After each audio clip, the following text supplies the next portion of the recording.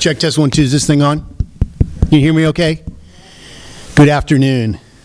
Welcome to the celebration of life for Big Dave. And my name is Reverend Steve Van Meter. I'm the senior minister at the Grants Pass Center for Spiritual Living in Oregon. And before I was there, I was here for 4 years and at the Center for Spiritual Living, Menifee Valley, and that's where I met Dave, Big Dave and Kara, and got to play spiritual games with them here. But they've given me the honor of doing the invocation, and basically that's invoking our awareness of the presence that you choose to believe in, whatever your style is. So let's just take a moment and remember who we are, okay? So I remind myself of what I know, that there is a power, this power that guides the stars and beats our heart and breathes our body and is life itself. And life is forever expressing itself, flashing in and out of existence. And each one of us is part of that flashing. And Big Dave is flashing right now. For as we bring that conscious awareness of the love of Dave into our hearts, there is a sensation of love. For Dave is love personified in that smile, in the laugh, and in his gift of humor, in his ability to make fun out of most anything. But he was serious about one thing, and that's love. And it is that love that we celebrate today. Each one of us, remembering that there is a power that animates all life. And in animating Dave, it took special energy. And each one of us is sharing that right here and right now by our presence at this celebration of life. So we give great thanks for this service today, for each individual who has come to remember who they are within Dave and Dave within us. And we give great thanks as we affirm it together by saying, and so it is, amen. And now we will have Dyandra come up and give us the 4 directions, followed by some spiritual flute by White Feather. Thank you.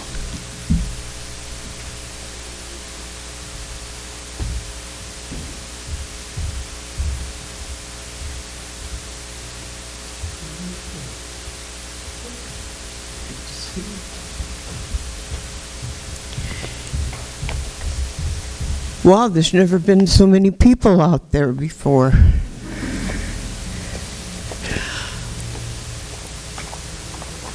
During this time of transition, the Powhatan people, of whom my husband comes from, have a whole burial ceremony.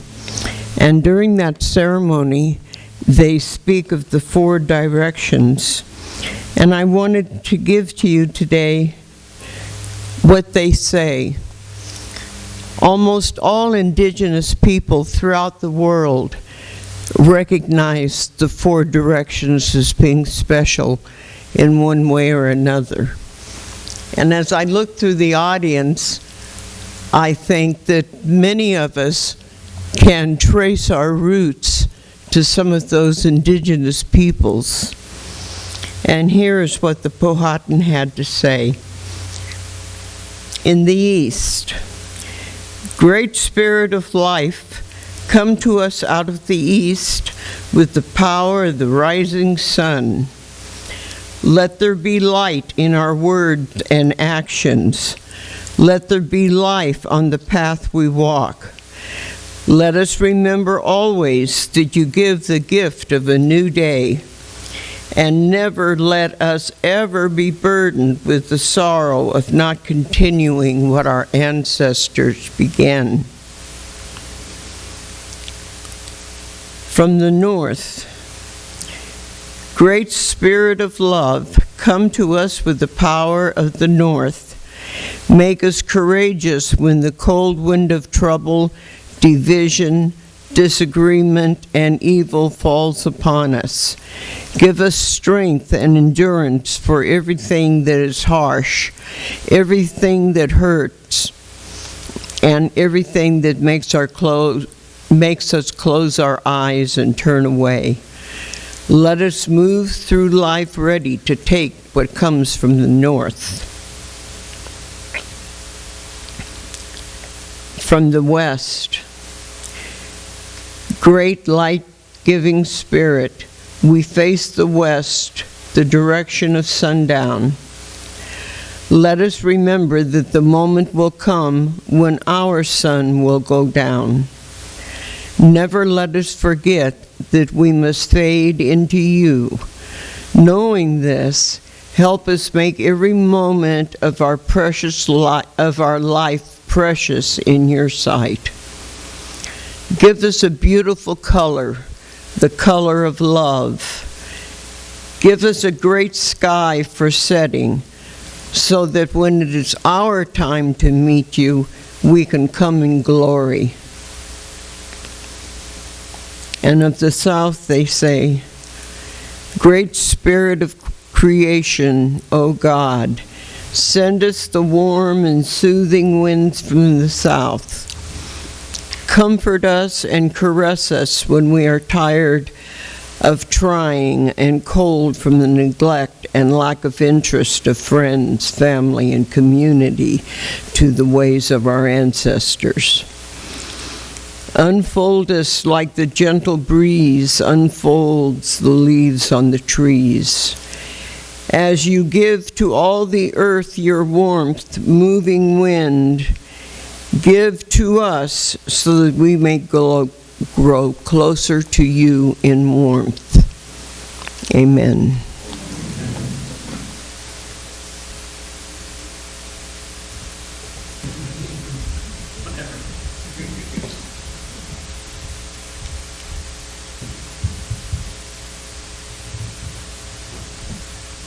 Good afternoon, brothers and sisters.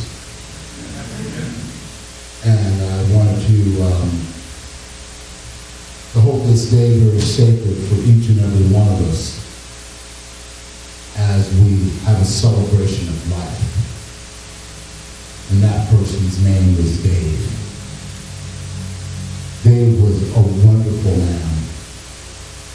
He was an actual ambassador of men. Men that reminded me of men that were in my own tribal people.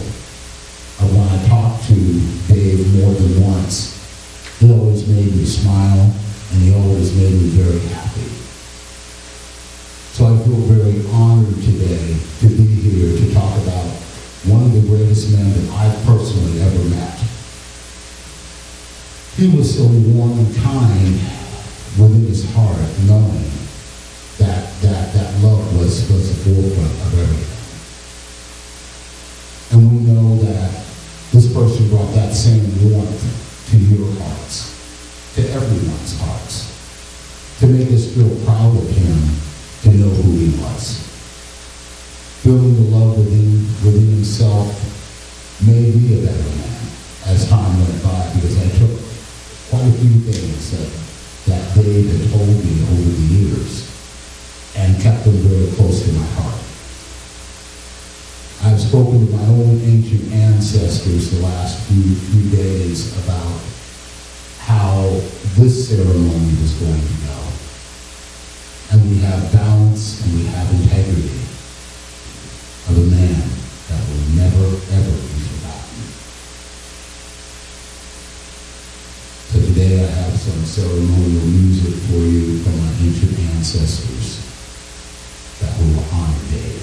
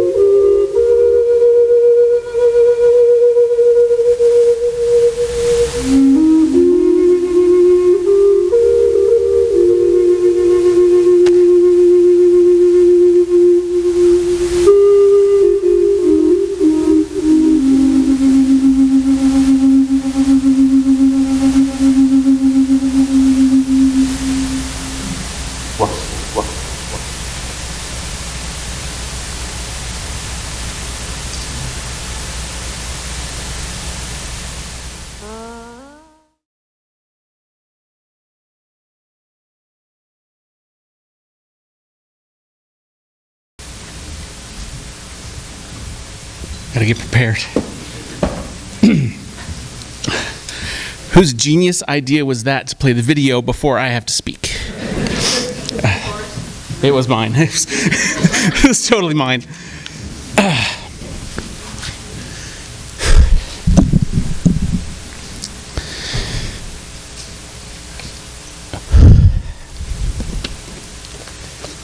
I'll get there.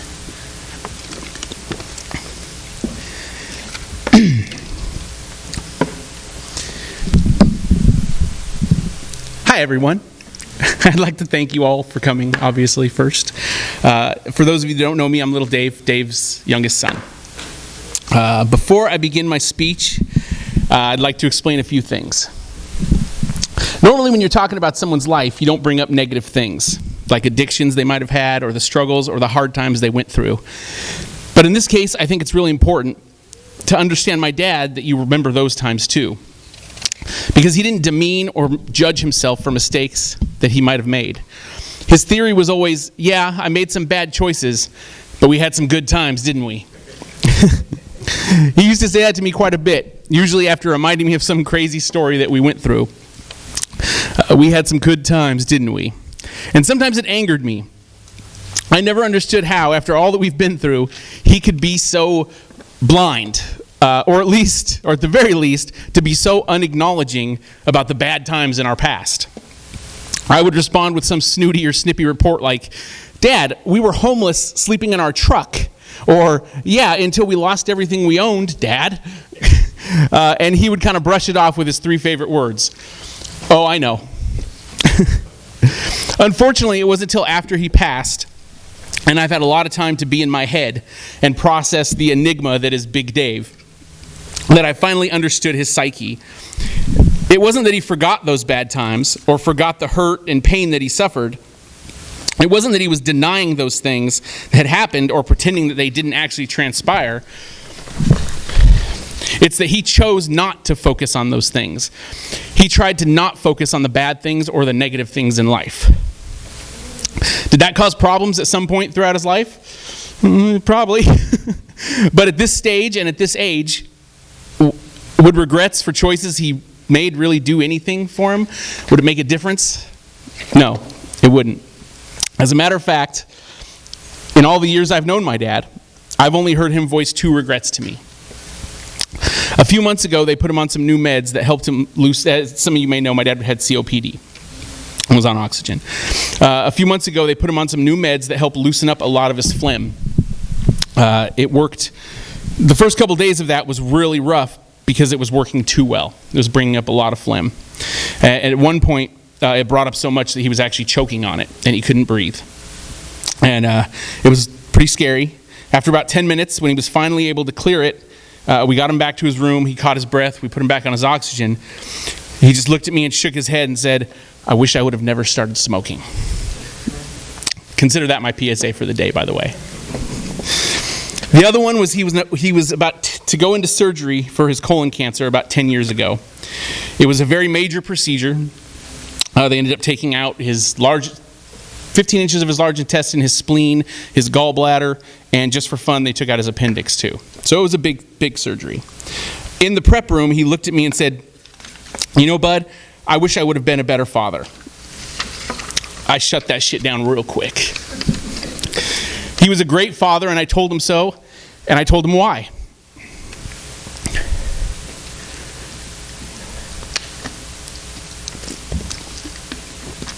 See, this is what I needed the whiskey for. This part. He was proud of everything I did. He coached my Little League team. He helped me build, race, and win first place in Pinewood Derby cars and Boy Scouts. To the annoyance of some, he handed me down my first guitar. That one right there. That's what started it all, my guitar playing. That guitar means an incredible deal to me. Even when we were homeless, I had somebody offer me $1,400 for it, and I turned it down because I knew that guitar needed to stay with me. Recently, Kara reminded me of a time near the beginning of our relationship, almost 20 years ago. God, we old, girl. We went to go see my dad. I was hungry, and payday wasn't until the next day, so I asked if he had $10 so I could get some food. All he had was a $20, and that's all that he had. But he gave it to me. He didn't guilt trip me. He didn't complain about it. He just handed me the money. That's just the way he was. He was my constant. He would give me, or anyone for that matter, the shirt off his back. That's just the kind of guy he was. Not just to me, but to everyone. For better or worse, because that's the kind of man he was, and that's the kind of father he was. Through homelessness, drug addiction, arrests, car accidents, countless health scares, 5 cancer diagnoses, radiation treatments, surgeries, COPD, through it all, he stayed positive. You saw the pictures and the videos. He kept his sense of humor. Even if the jokes didn't always land. Pennsylvania, really? Even if the jokes didn't land, and in the face of some very scary prognosis, he always tried to keep a smile on his face. That is rare. That is unique.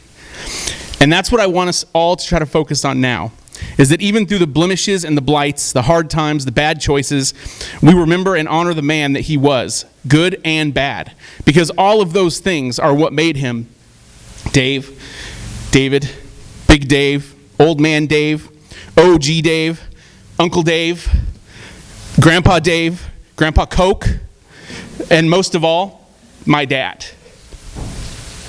And even today,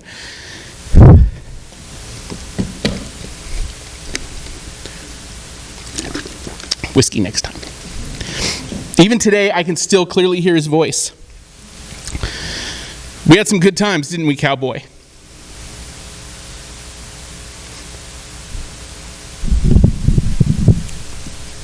And this time, I respond with, yeah, Dad, we did. Absolutely.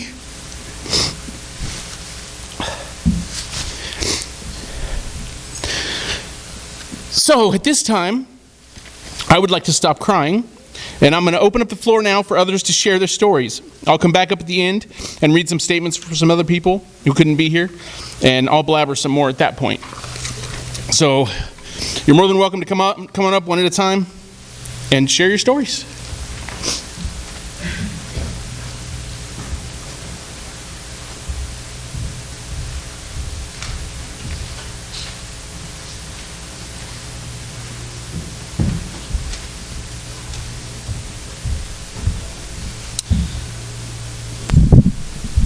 Just get down. All right, hello everyone. For those of you who don't know me, I am Kyle. I am Lynette's son. This is not my statement. This is a statement from niece Joni. So it says, greetings and blessings to you all as we celebrate my uncle David Minyard. This letter is being written to share a little bit of how much we appreciate my uncle Dave and how much he's impacted me as a child. He was my mom's twin brother and has been in my life since my birth. Being the firstborn granddaughter, I was fortunate enough to be loved and given a high chance of attention. Uncle Dave was wonderful with children and was kind to me growing up. I was a flower girl at his first marriage with my aunt Elaine. My cousin Anthony was born, and then later, when Uncle Dave married my Aunt Pat, I was able to have two more cousins, Crystal and Lynette, with little Dave being born shortly after. It was always fun to come down to Southern California to see all of them and visit together for holidays and occasional summertime visits. My uncle loved his kids and loved to talk about what they were doing and the latest events that they were involved in. With that, the love was shown in August when we were all together with Crystal, Lynette, little Dave, and Kara, how they put together an incredible party for my uncle's 80th birthday. I wish I could be there in person now. But that could not happen as two of our kids are arriving this week from out of state for Christmas. We just wanted to share with all of you how much we appreciate my Uncle Dave, his kindness, his sweet and gentle personality, and how much he loved having fun. Yes, he did. And that was always a part of his personality, and he loved being at the center of the party. Much love to you all and a great appreciation for all of us coming together in August to celebrate his and my mother's 80th birthday party. I know he's celebrating up there as well. We love you all. Joni and Michael Talone and the family.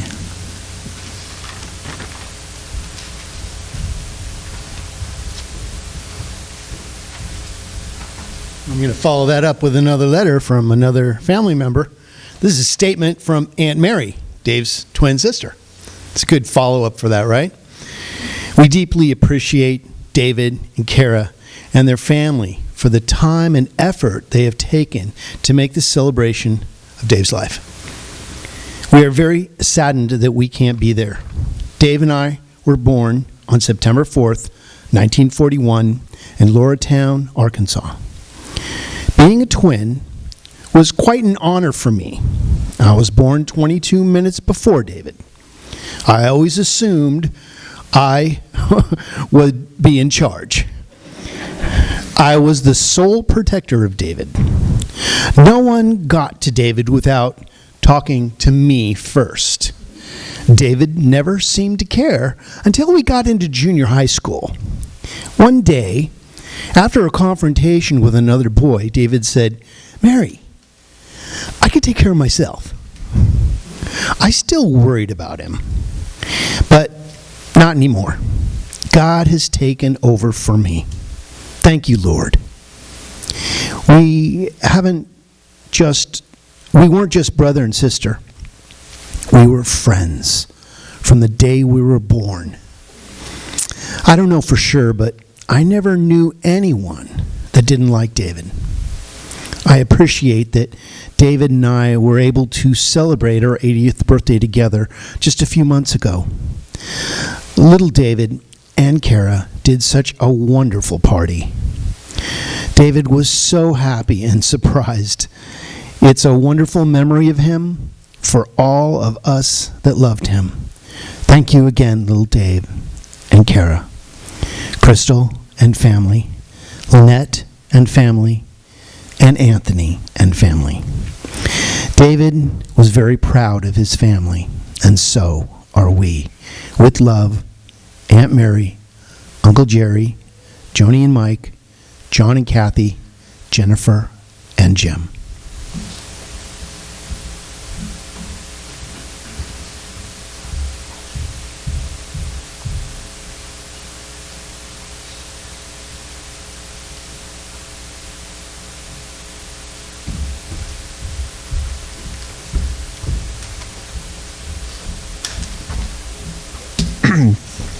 For those of you who don't know me, my name's Anthony. I was the first kid you saw in the film there.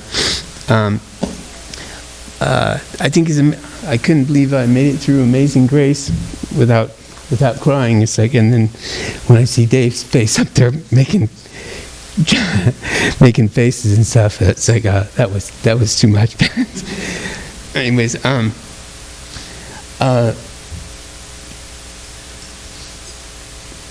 I saw Dave off and on when I was growing up, and we always had a relationship, but I really don't feel like it was anything until I got older and I got in my 20s and started coming by his house and stuff. I don't even remember how that happened, but after a while, next thing I know, I'm living at his house in the back, and it was like it's a big fun time kind of thing, and I blended right in with Dave, and we became like extremely close friends. It's like we thought alike. It's like there's nothing too silly in the world out there. Everything's it seems like there's always something good to find in even the worst of times. As David was talking about, when I was in the Army, I made a deal with myself that for every crappy time, I was going to go have two good ones, and that got me in a lot of trouble when I was in the Army. So, but anyhow, Dave and I just fit like that, and we started hanging out, and we had a great time, and I think that Dave actually invented the dad joke, the Pennsylvania thing, but one of my favorite one of his was, especially now with everybody's so concerned about sexuality and anyways, Dave said one time, I think I'm trisexual. He says, I'll try anything sexual.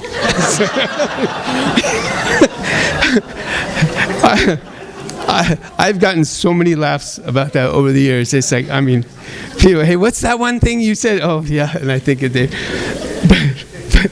But anyway, he had all kinds of them. I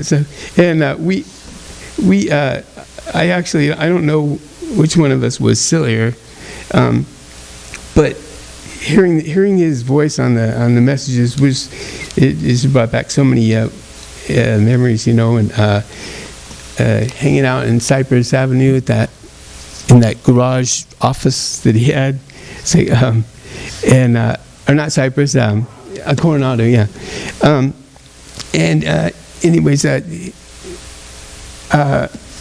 I told him one time, you know, I'm better looking. It's like, I said, because they corrected some things on me, and it's like, so I'm like the 2.0 version, so don't be jealous. It's you could never get him down. He was always upbeat and stuff, and I always tried to be that way too.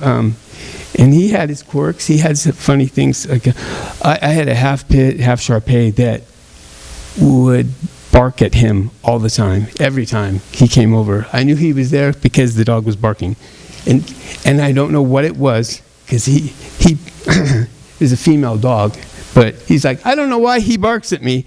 You see, he never got the dog's sex right. He's like, did you ever have that? It's like never. Like Dave, she has a pink harness on. It's a girl. It's like, oh, I know, but he's so funny. It's like,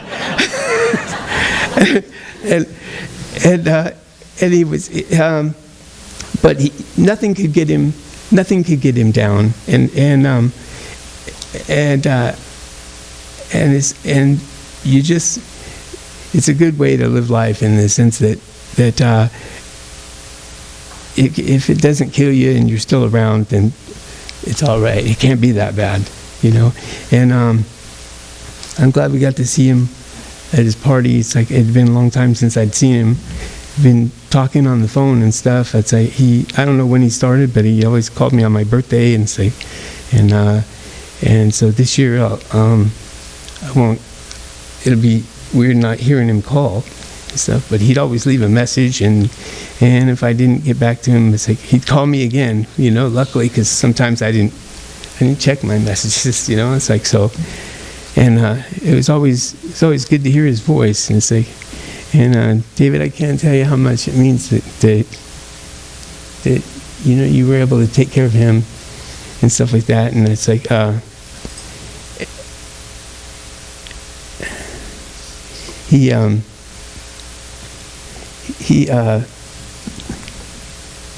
I've tried to live a lot of things like him, though. It's like, you know what I mean, that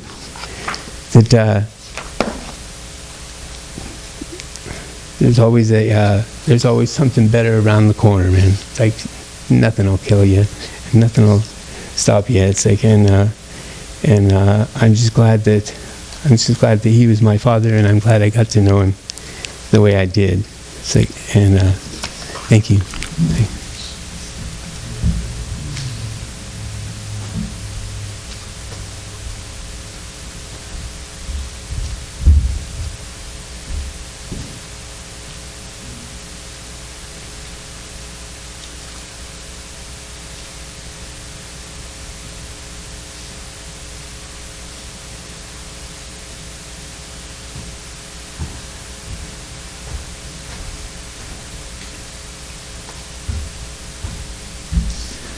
Wow. So, what a great day. It's so good to see so many different people, from friends to family. So, it was kind of funny. For the first about 10 years, so I met Dave, and I knew him a little before I'd even met Crystal. He was the landscaper guy. A few of us had worked for him, and I kind of knew who he was. And at that time, he had actually gotten my name right.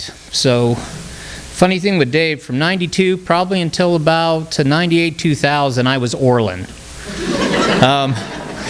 And the funny thing was, I know he knew it, and we'd talk, and I'd like, Dave, my name's Orban. He'd be like, cool, good talking to you, you know, and we'd go through the thing, and then he'd start the next conversation.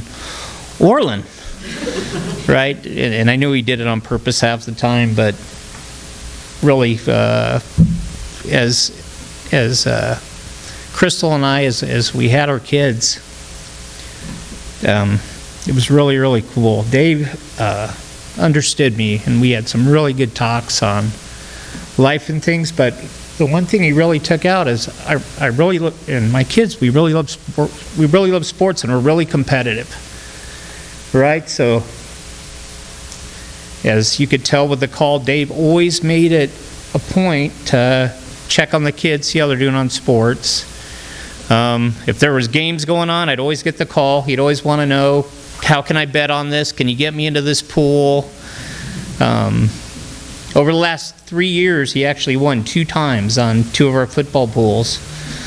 But we used to just love those calls, right? Hey, Orvin, it's the middle of the second quarter. The Raiders are up by 3. I think they're going to pull it out this time, right? It just make me laugh.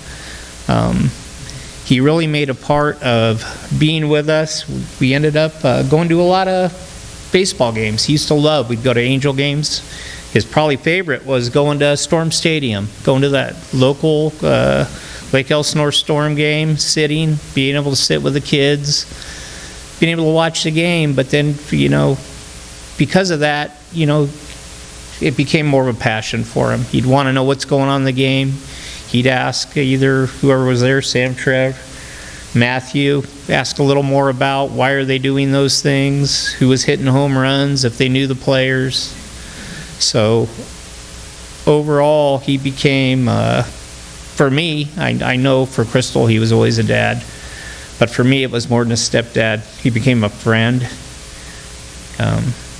became a mentor in a lot of ways. It's been brought up quite a few times.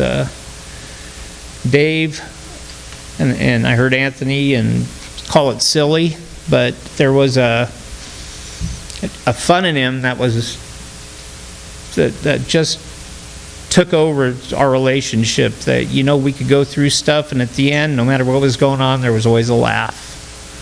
So I'm just going to leave with that. I know it's been talked about today from the start, love and the importance of love. So Dave always had love in his heart, and it got shared with our family, and I'm just feel so blessed to have known him and to have shared that with him. Thank you.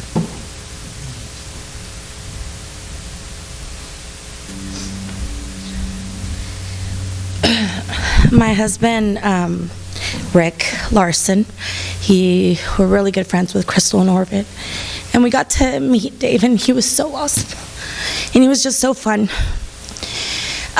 So Rick wanted me to tell his story today that he had with Dave.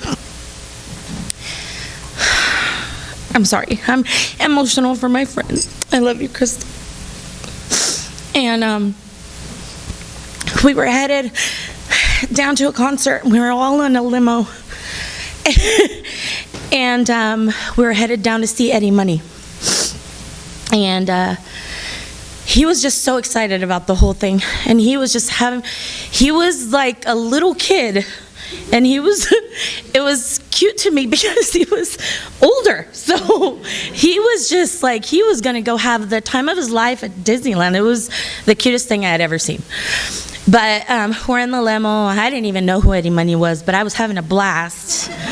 And I asked who Eddie Money was, and he says, I can't believe you don't know who Eddie Money was. And that was just my encounter with him. But Rick, we were in the casino after the concert, and we were gambling a little bit, and he was gambling, and he had won some money.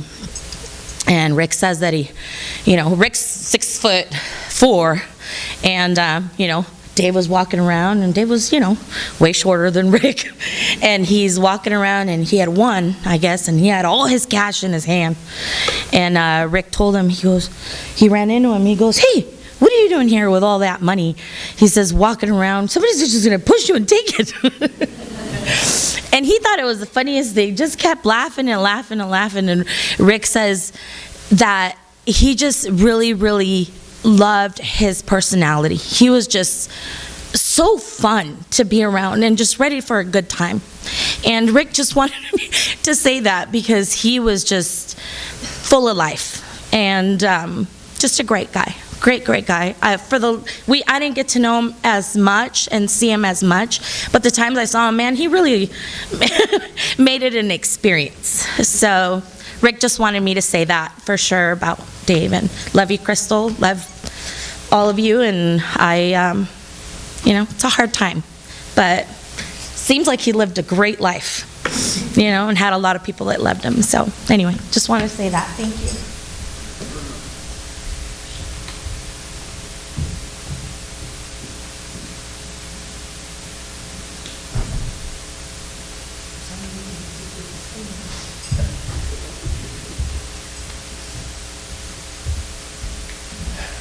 Well, in knowing Dave and Kara and coming to the center, Dave and I played in a little band we had here.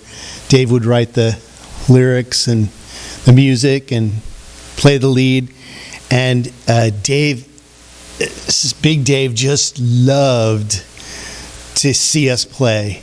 I mean, it was just, and he'd rock out like he did. And he was so proud of Dave and his ability to create music. He thought that was just the coolest thing. Even our not so good songs, he was like, yeah, right on, cool. And I had the honor of, there was a time, because when I lived close to them in Quail Valley, and they couldn't pick him up for one of his physical therapies, so they said, hey, Rev, could you go pick him up? I was like, cool, so I went down there and waited for him. He hopped in the car, and he was just so cool of a guy. And he started saying, so, you like being a minister? Is that cool? Is that, I'm like, well, it's fun. It has its fun.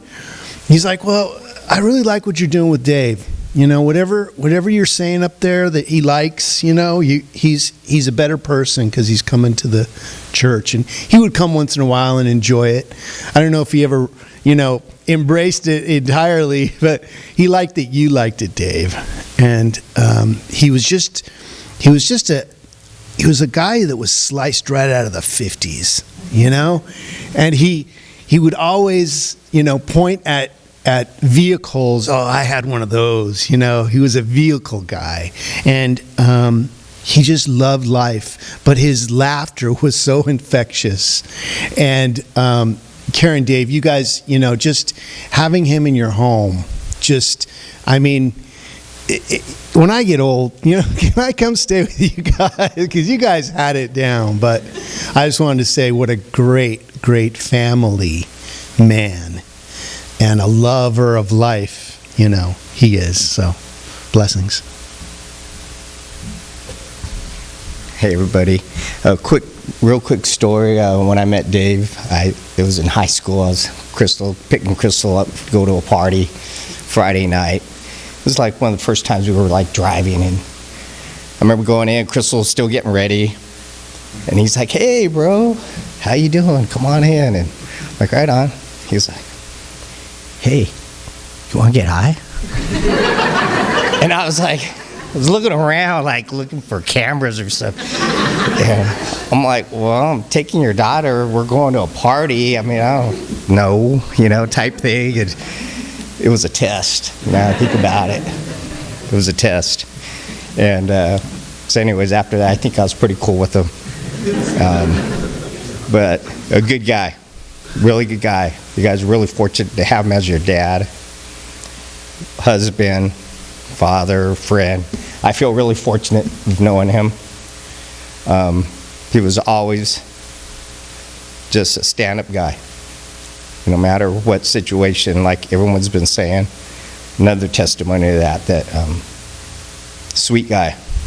So, here's to Dave, right? So.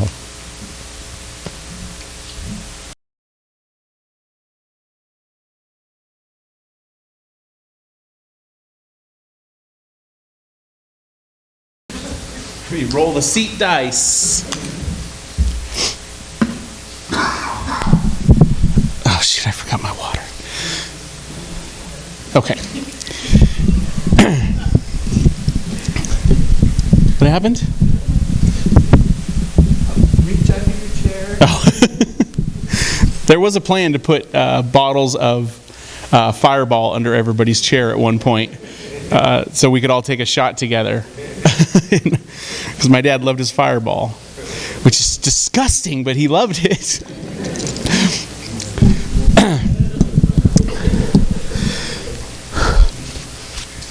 All right. I could tell a million stories about me and my dad. I could tell 800,000 of those that were funny or memorable. So picking just one or two stories, I don't think I can do that. But what I am going to do is tell a couple of his stories. Stories that he told me throughout my life, because someone has to tell his stories. So when I was growing up, my dad would tell me these stories when I was in bed. Like 5, 6, I would lay in bed. He'd come in and tell me stories. But he wouldn't read me books. Like, I didn't get no lullaby books. I got stories about his childhood. And I loved it because usually when I would do that, he would rub my back. And he was a gardener, so his hands were extremely rough.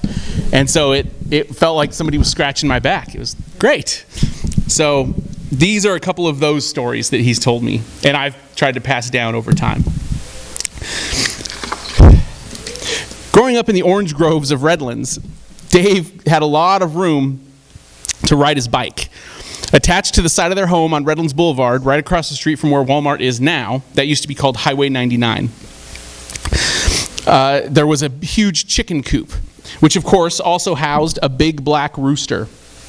As Dave would ride around the groves, he would also circle the house. And while doing that, he would grab oranges off the trees, and as he rode by the chicken coop, the rooster, which disliked Dave very much, would jump up at the fence. Dave would respond by hurling oranges at the cooped-up rooster, usually sending it flying backwards several feet.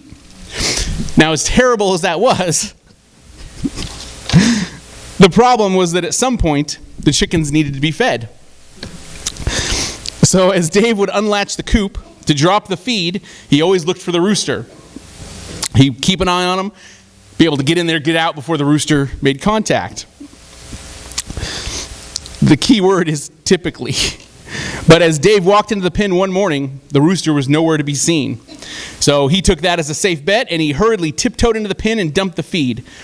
Wiping the sweat from his brow, he turned back towards the door, only to see the big black rooster perched upon the top of the door frame.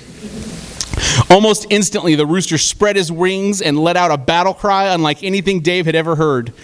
It then flew off the frame and landed directly on my dad's shoulders, and immediately started pecking and scratching at his head. After yelling for what felt like an eternity, Mama, my grandmother, finally came out and shooed the rooster off. Bleeding and crying, Dave could not understand why the rooster would attack him. But that was definitely typical Dave. Another classic Dave story goes like this. One day, in his preteen years, he was riding his bike shirtless down Colton Avenue. As he approached Tribune Street, he noticed a few of the teen girls from the neighborhood standing by the corner. So in an attempt to show off, he made a decision that only Dave could make. Wait, Orvin, didn't you tell me you did this at one point too? Yeah. And Peggy, didn't you do this kind of thing once and have scars to prove it? Okay, so there's at least 3 people in this room who would do this sort of thing. Anyway, Dave decided to turn the corner with his arms crossed. But wait, that wasn't enough. He also had to shut his eyes. So picture it, Dave turning the corner, eyes shut, arms crossed, looking like a skinny version of Evel Knievel. You saw his pictures. That man needed a steak. Leaning back in satisfaction, smirking that classic Dave smirk, knowing that he just impressed the hell out of those girls. Then he opened his eyes, hoping to see his screaming and adoring fans, but instead he opened his eyes to see the curb 1 foot in front of him. Now, if that's not bad enough, the Whites who lived on the corner had just, the corner that he was just about to smash into, had just trimmed all their rose bushes and conveniently, or unconveniently in Dave's case, stacked them all by the curb for the trash man to pick up. Flipping over his handlebars, he had just enough time to say, "Oh shit," before hitting the curb, flipping over his handlebars and landing directly in the pile of roses. He then ran home with long branches of roses hanging off all parts of his body, and Mama and Mary began the process of removing them one by one. I'm sure this has triggered a bunch of you to start thinking of stories that he has told you over time, and after all this, I want to hear any stories that you have. There are so many. From checking out a looker, which is what he called an attractive female, while backing up his truck in a parking lot and scraping the entire side of his truck on a concrete pylon. Getting pulled over with a bottle of Cross Tops. For all you youngsters, Cross Tops were pills that they had back in the 60s and 70s, and pretending to be angry when he got pulled over so he could conveniently throw the bottle, "What do you mean you're pulling me over?" into the bushes. He loved that story, how he tricked the cops. But besides the funny stories, I want to tell a little bit about why he was the toughest and strongest person that I've ever known. Firstly, 5 cancers in a 2-year period. Not just 1, 5. That included 4 different major surgeries, radiation, infections, MRIs, PET scans, CAT scans, hippopotamus scans. Yeah, I was just seeing who was paying attention. But through it all, he never faltered. At one point, I had to feed him with a syringe through a tube in his nose that went into his stomach. That entailed me sucking stomach acid out of his stomach and then mixing it with Ensure and pumping it back into his stomach. And in doing that, he would apologize to me for it. I mean, seeing him go through these things, these surgeries, again, you saw the pics, thumbs up, smiling, going into these machines, these big scary tubes, or getting radiation with his head in the scary mask that was strapped down. It showed me the resolve that this man had. I mean, about a month ago, I had to go get an MRI done on my knee. My knee. Keep in mind, my knee. I had a panic attack when they strapped my knee in to the MRI. My body wasn't going in the machine, just my leg. Nope, they strapped me in. I freaked out, had to stop and postpone it. I definitely did not get his strength and resolve. The radiation, which did a lot of things, from affecting his taste buds, messing up his neck muscles, to damaging his salivary glands, and made it very difficult to swallow, which eventually is what helped contribute to his death. But even with all that, you know what he was the most concerned about? Will this affect my mustache? The man lost, because of the radiation, lost a little corner of his mustache. That's what bothered him. That little bit of mustache. Now you saw some of the pictures up there. He had the thing. So there's a lot of pride in his mustache. But all that stuff, all those other problems, and the mustache was what bothered him. It was the little things in life that made him happiest. It was these little solar-powered figures that danced in his window at home that he would love to get excited about. And if they weren't moving, "Hey, Kara, come in here and move my little guy. He's not getting enough sun. He's supposed to be doing his little surf dance in the window." It was the Little League World Series that he would cheer about and yell. Me and Kara didn't watch the World Series. We were watching Sons of Anarchy or something in the other room, and he would come in and go, "Hey, this team just hit a home run." "I don't even know what you're talking about, Dad." And his jokes. Oh, God. His jokes, like everybody has said, were the definition of dad jokes. Dad was telling dad jokes before dad jokes became a meme. 100%. He found poop and farts hilarious. I'd come home from work sometimes, and I would walk in my garage, and his bedroom is the first one. I would walk by, and I'd say, "How was your day, Dad?" He'd say, "Good. Had a great BM today." Bowel movement. And then he would proceed to describe it to me. "Laid a great cable. It's about the size of my thumb." Like, yeah. And he would call Crystal and say, like, "Oh, had 2 good BMs today." It's the little things, And God love him, he was proud of them. Didn't one time he ask if he could take a picture of one? Because it was S-shaped. And he wanted us to take a picture. No, he did. He really did. It was great. He had a minor blockage in the artery that ran through his neck and started getting dizzy spells. So his doctor said that he needs to get up every 30 minutes and walk up and down our hallway to make sure that the blood flowed. Because otherwise he'd lay in bed, his neck would be at a weird angle. It was causing problems. So every 30 minutes he would get up with his walker and he'd walk up and down the hallway. Sometimes he would activate his turbo boost. Yeah, he would fart. And then he would start giggling while walking and farting. And still, 80 years old, and the man still giggled about farts. Regularly.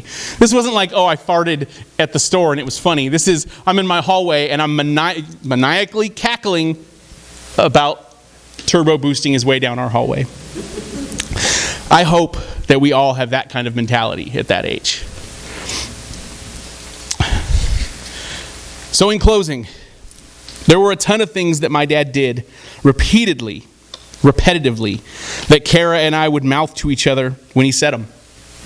For example, one of us would burp, and he would always say, "Get it, boy." And 9 times out of 10, I would respond with, "That was Kara." Even if it was me, but I think he believed it because he believed me because Kara's burps can get kind of boisterous sometimes. I'm just saying. Every night, when it was time for bed, "Good night, you two. Love you both. See you in the morning. Thanks for everything. Good night, Roscoe." Woof, woof. Every night. Every night. And that's what we're going to miss. Those repetitive things that used to bug us so much sometimes.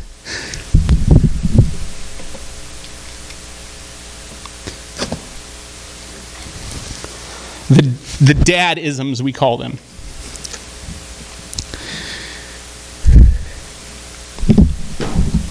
I'm going to miss everything about him.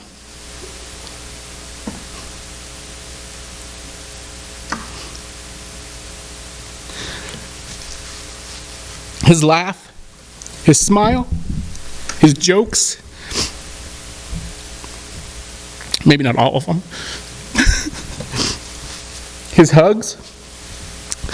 His annoying questions that we always had to repeat multiple times the answers to because he was so deaf. Even with hearing aids, he was so deaf. I'm going to miss his love, his warmth, his faith in humanity, and his faith in me.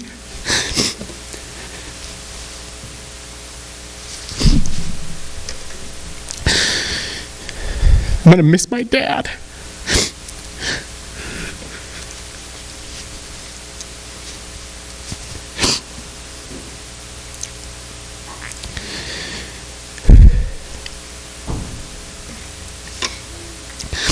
Good night, Dad.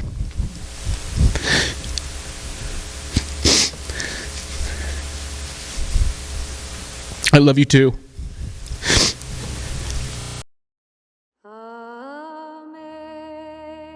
Amazing grace, how sweet the sound that saved a wretch like me.